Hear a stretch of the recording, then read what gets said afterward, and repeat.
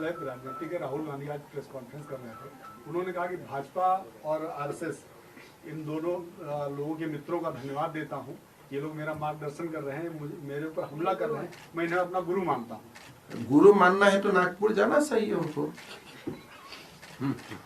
गुरु राहुल जी को मैं बोलना चाहता हूं कि गुरु आप आरएसएस और बीजेपी को मत मानिए, इसलिए हम भी नहीं मानता हूं आरएसएस बीजेपी को कि गुरु है। ये तो हमारा पार्टी है, गुरु हमारा ध्वज है, भारत माँ का जो ध्वज है, हम वहां गुरु दक्षिणा भी करता हूं। तो आइए, नागपुर में आपका स्वागत है, आप आके गुरु जब मान ही लिया है तो इस टाइम गुरु दक्षिणा भी कीजिए ध्वज का सामने।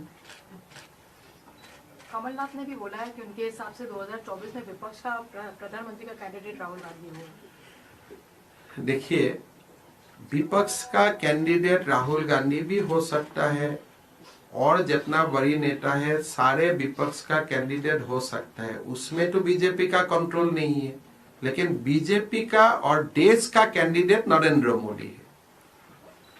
मैं पहले भी आपको गुजरात चुनाव का समय में भी बोला हूं कि कौन सिल्वर मेडल लेगा, कौन ब्रॉन्ज मेडल लेगा, उसका ऊपर हमारा कोई कंट्रोल नहीं है। हम इतना जानता हूं कि हमारा उम्मीदवार बोलिए, हमारा आशा का किरण बोलिए, और प्रधानमंत्री नरेंद्र मोदी है। देश का आशीर्वाद लेके प्रधानमंत्री मोदी जी ही 2026 में प्रधानमंत्री बनेगा।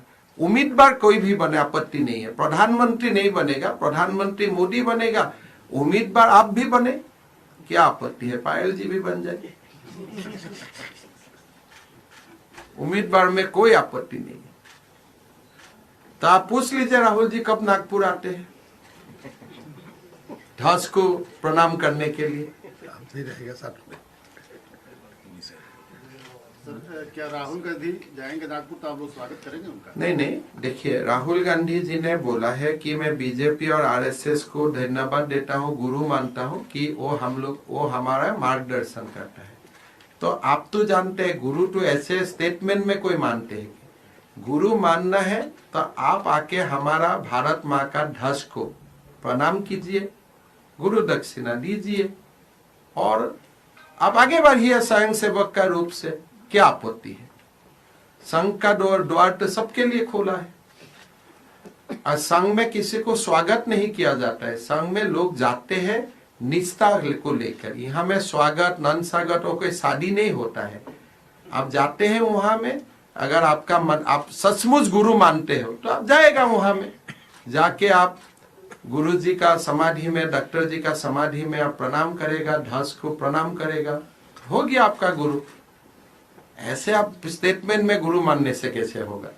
सर, राहुल गांधी की हाफ टी शर्ट काफी चर्चा में रही है, वो क्या दिखाना चाहते हैं आप? देखिए, कोई लोगों का अपना फैशन का बारे में मैं नहीं कुछ बोल रहा, तो मेरा भी एक फैशन है, उनका भी एक फैशन है। These are fashion statement and ये एकदम व्यक्तिगत होता है।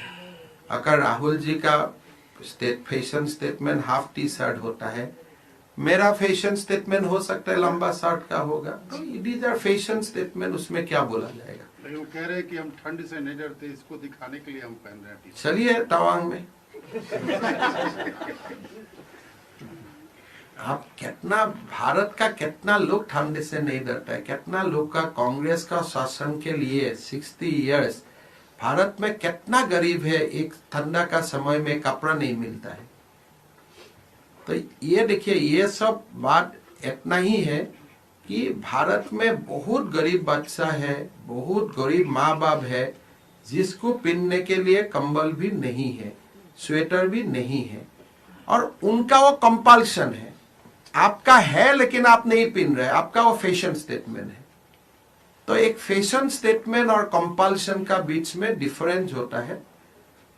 मेरा तो इतना ही है भाई, आपका जो कुछ है वो आप दूसरा को दे दीजिए, आप जब नहीं पहनते हैं। Chief Minister, you have been talking about demographic changes and population control as well. There is this Muslim cleric Sajidi, Maulana Sajidi. He says that in 100 years Muslims will take over India and we will convert Ayodhya again into Babri Masjid. I do not disagree with him. The way the population is getting increased, and you have seen that how demography has changed in Kerala, Jammu Kashmir, Bengal in Assam. So I don't dispute his statement, but this is the real problem. And a large Indian community should fight back and should ensure that demography is not changed, and we must implement certain policy so that our demography remains intact. Rajasthan के मुख्यमंत्री आपको कहते हैं कि आप भड़काऊ बयान देते हैं, लोकतंत्र के लिए ठीक नहीं है। ऐसा बोला है?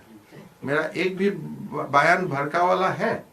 कोई वीडियो चला के दिखिए तो। अगर मैं राहुल गांधी को सद्दाम बोलता हूं, ये भड़का वाला है? ये तो उनका और मेरा बीच में है, उनमें पब्लिक का क्या बातें है?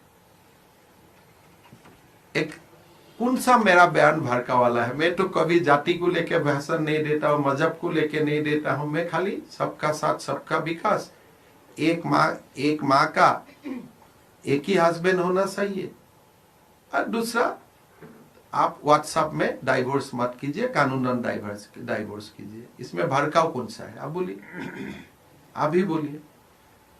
मैं पूछ लूंगा अशोक गहलोत जी को नेक्स्ट टाइम जब मिलूंगा कि भाई मेरा कौन सा स्टेटमेंट हो सकेगा कोई कॉपी पेस्ट एडिट होके उनका पास गया हो। मैं तो कभी भड़का वाला नहीं देता हूं। मैं तो हमेशा आप लोग का साथ हंसते हंसते ही बात करता हूं कि इसलिए आसाम का लोग वो करने ही नहीं जानते। हम लोग होता ही है ऐसा।